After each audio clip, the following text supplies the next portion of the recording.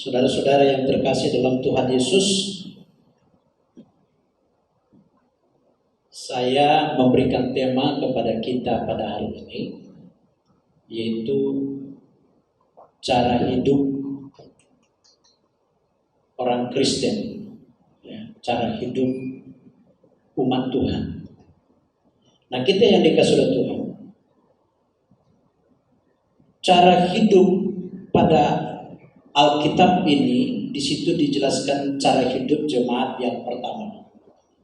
Nah, jemaat yang pertama itu, saudara-saudara, ini setelah Yesus naik ke surga, lalu dia mengutus Roh Kudus, maka sebelum pada ayat ini masuk, maka di situ ada terlebih dahulu pencurahan Roh Kudus. Nah, kita yang dikasih oleh Tuhan Yesus, jadi ini kira-kira terjadi,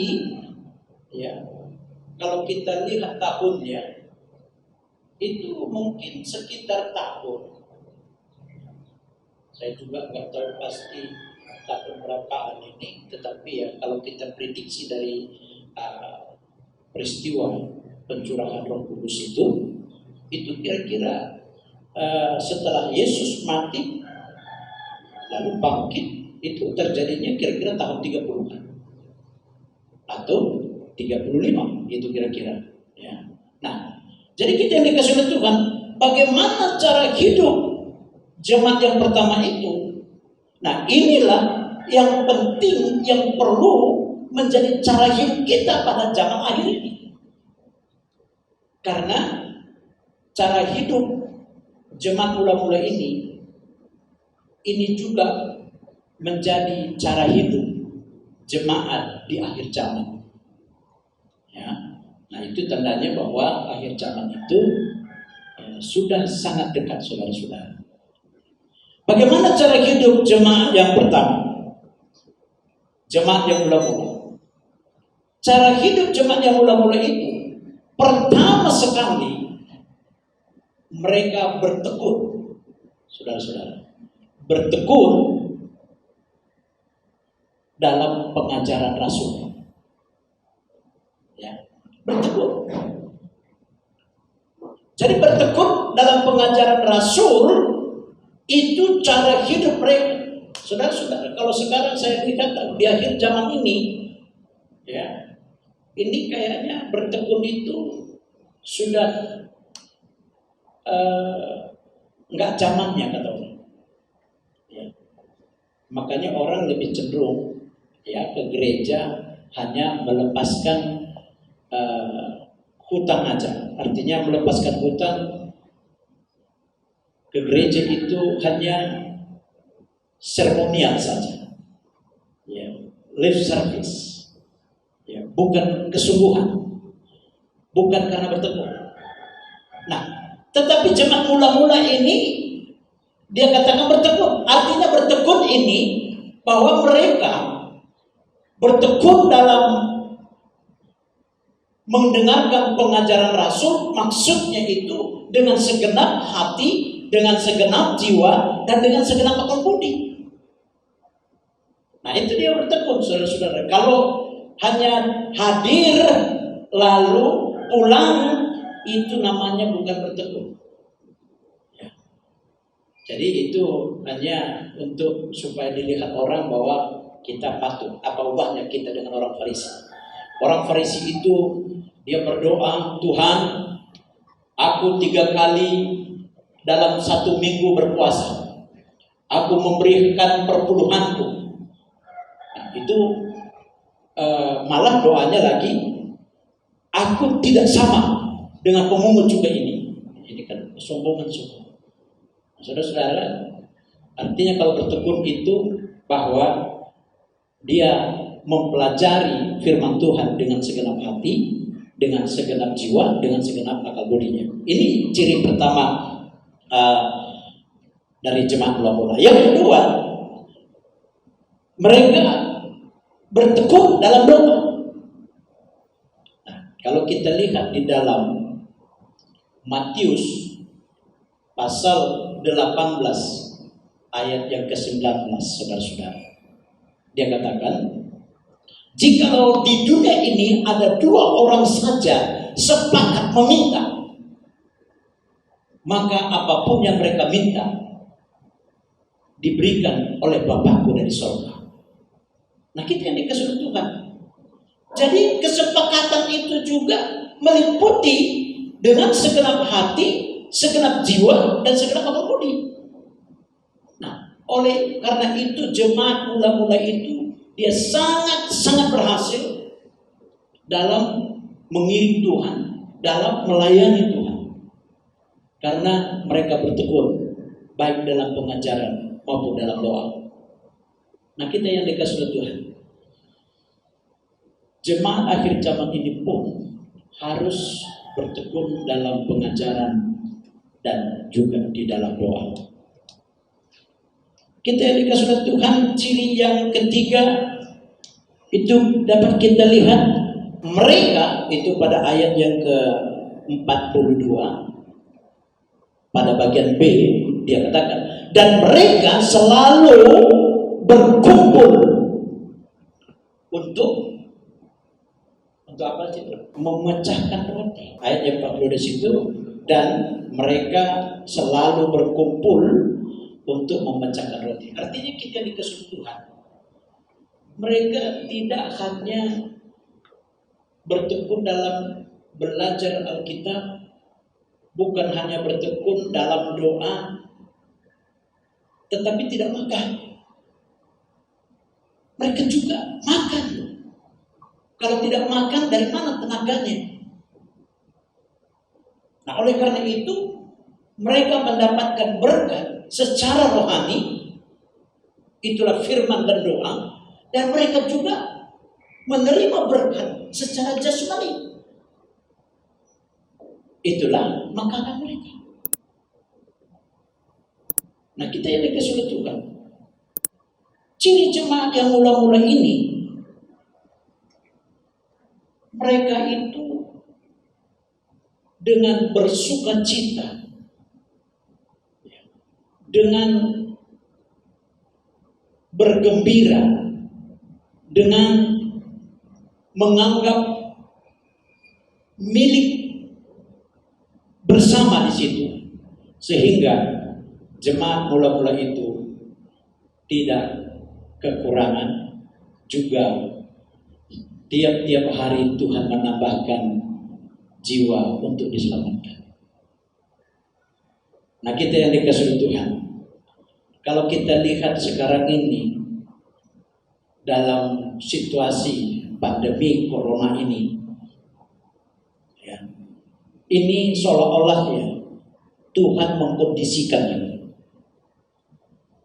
Tuhan mengkondisikan apakah kita bertekun di rumah dan belajar firman Tuhan. Apakah kita bertekun di rumah dan berdoa untuk Tuhan. Ternyata ya, kalau kita lihat lebih banyak orang yang keluyuran. Kita yang dikasih oleh Tuhan Yesus, Tuhan mengkondisikan ini semua supaya apa? Kita bisa menikmati hubungan pribadi, hubungan yang khusus dengan Tuhan. Kalau pada zaman pandemi corona ini kita tidak bisa manfaatkan hubungan kita dengan Tuhan, lalu kapan lagi kita bisa memanfaatkan hubungan pribadi itu dengan Tuhan, saudara-saudara? Karena ingat, kita yang dikasih Tuhan, ini kalau kita lihat, ini jam berapa sekarang? Jam berapa? Jam 11 sudah ya. Kayaknya kita kebaktiannya tadi memang jam 10, tapi kayaknya untuk mencapai jam 11 ini berjalannya cepat. Anda merasakan nggak? Merasakan nggak ini berjalannya cepat? Cepat ya? Beda ya dengan 30 tahun yang lalu atau 40 tahun yang lalu? Beda kan? Kita sekarang tidur aja. Biasanya 1 jam itu sudah puas tidur. Tapi ini begitu tidur nggak terasa sudah 5 jam. Artinya peredaran itu sangat cepat. Kenapa sangat cepat? Mari saudara-saudara kita coba lihat dulu satu ayat di dalam kitab Wahyu pasal yang ke-6 ayat yang ke-14. Itu sebabnya waktu Tuhan itu sangat dipercepat sekali. Wahyu pasal 6 ayat 14. Silakan satu orang baca. Wahyu 6 ayat 14. Maka menyusutlah langit bagaikan gunungan kitab yang digulung, dan tergeserlah gunung-gunung dan pulau-pulau dari tempatnya. Nah, jadi kita yang dikasih Tuhan, menyusutnya langit, maka menyusut pula bumi. Pada waktu menyusut langit, menyusut bumi, arti kata menyusut di sini apa? Ada yang tahu nggak? Makin kecil. Ya. Artinya menyusut langit, menyusut bumi semakin kecil. Artinya pada waktu bumi ini beredar dalam porosnya, waktunya itu memang 24 jam, tetapi semakin cepat. Bisa mengerti maksud saya? Nah, Tuhan mempersingkat waktunya, saudara-saudara. Nah, kenapa Tuhan persingkat waktunya? Mari coba kita lihat sebentar dari Matius 24 ayat yang ke-22. Itu mengapa Tuhan mempercepat waktu. Matius 24 ayat 22. Silakan satu orang baca.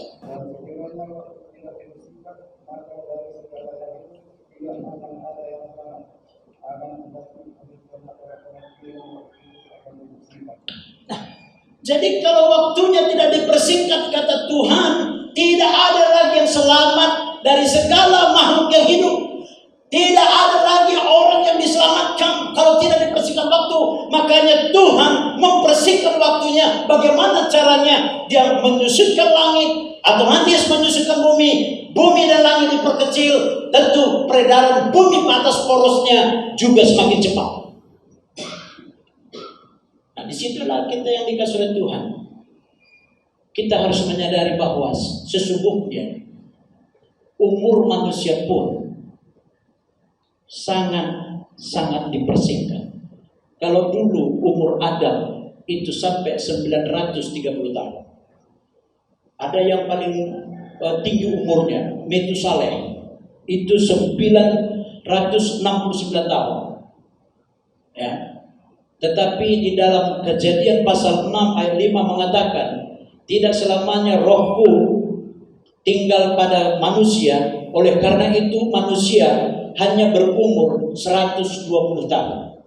Tetapi zaman sekarang kita yang dikasih oleh Tuhan, apakah ada kita melihat lagi, ya jujur kita ini, ada nggak umurnya 120 tahun? Nggak ada. Kalaupun ada, itu kesetanan. Jadi umur berapa orang sudah meninggal? Abang saya meninggal ada umur 45 tahun, 43 tahun, 56 tahun.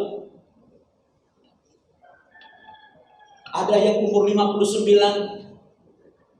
ada umur 52, itu banyak yang saya kenal. Ada yang pokoknya 40, di bawah 50 itu jauh lebih banyak. Nah, itu makanya saudara-saudara di dalam Mazmur 90 ayat 7 ayat 10 ya, dia mengatakan, saudara-saudara, dia bilang umur manusia itu 70. Baiklah kalau kuat 80. Tetapi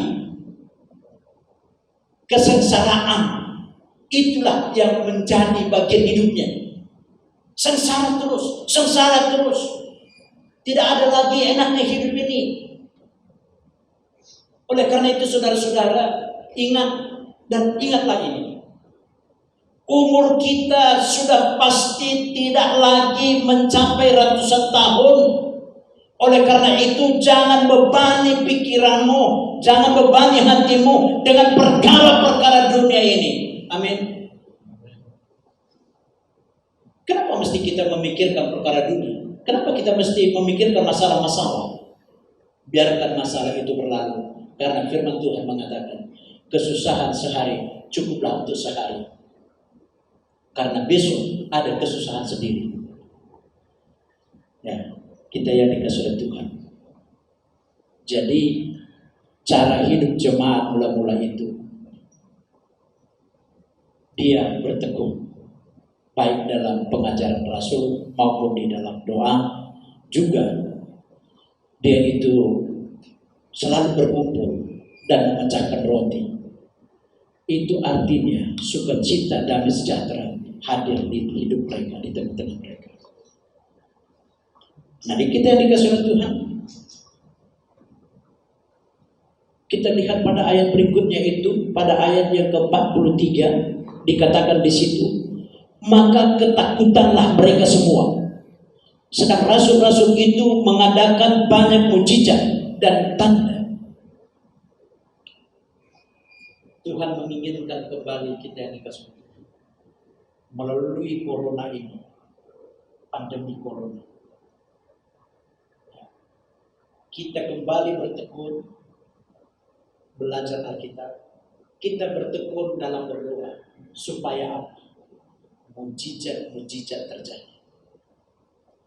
Ya, itu yang Tuhan inginkan.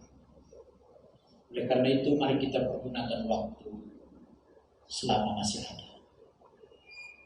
Ya. Seterusnya kita yang dikasih oleh Tuhan. Dikatakan di situ pada ayat yang ke-44. Dan semua orang yang telah menjadi percaya tetap bersatu. Dan segala kepunyaan mereka adalah kepunyaan bersatu. Kenapa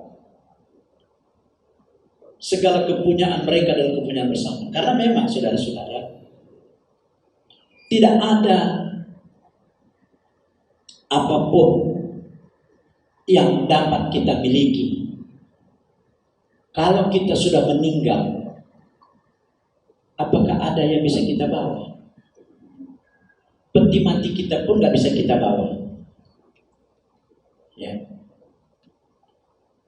Dan ini sudah jadi contoh yang hebat dilakukan Tuhan lewat pandemi corona ini, bahwa orang meninggal sekarang ini, saudara-saudara, orang meninggal tidak boleh 4 jam langsung dikubur.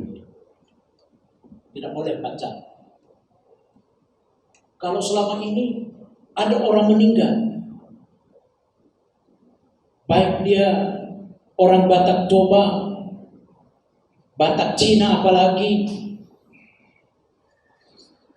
itu sampai di rumah lama sekali, apalagi sudah berumur, sudah suntuk umur, sampai 1 minggu di rumah. Sekarang ini tidak boleh lebih dari 4 jam, harus dikuburkan, mau tidak mau. Nah, saudara-saudara yang terkasih Tuhan Yesus, ini membuktikan bahwa orang meninggal tidak lagi ada gunanya. Karena memang orang meninggal itu tidak tahu apa-apa lagi. Oleh karena itu kita dikasih Tuhan, kalau kita mau menyatakan kasih, nyatakanlah pada waktu orang itu masih hidup. Ya, kalau kita mau mengampuni orang, ampunilah dia masih hidup. Orang mati tetap mati. Ya, tidak ada lagi gunanya orang mati. Mati 1 jam, 1 detik, 4 hari, 40 tahun sama saja, nggak ada lagi gunanya. Ya, karena itu kalau kita mau mengasihi seseorang, kasihilah dia pada waktu dia masih hidup. Nah, kita yang dikasih oleh Tuhan, jadi sekali lagi cara hidup mula-mula itu dia bertekun dalam doa, bertekun dalam firman Tuhan, dalam pengajaran, dia bersekutu dan selalu berkumpul di rumah Tuhan untuk memecahkan roti, dan mereka memiliki sukacita, damai sejahtera yang daripada surgawi. Oleh karena itu dikatakan tiap-tiap hari Tuhan menambahkan jiwa mereka. Nah, kita yang dikasih oleh Tuhan. Karena itu tidak ada yang perlu kita takuti lagi dalam hidup ini. Karena apa? Semuanya adalah milik Tuhan. Tidak ada yang dapat kita miliki. Tuhan Yesus memberkati.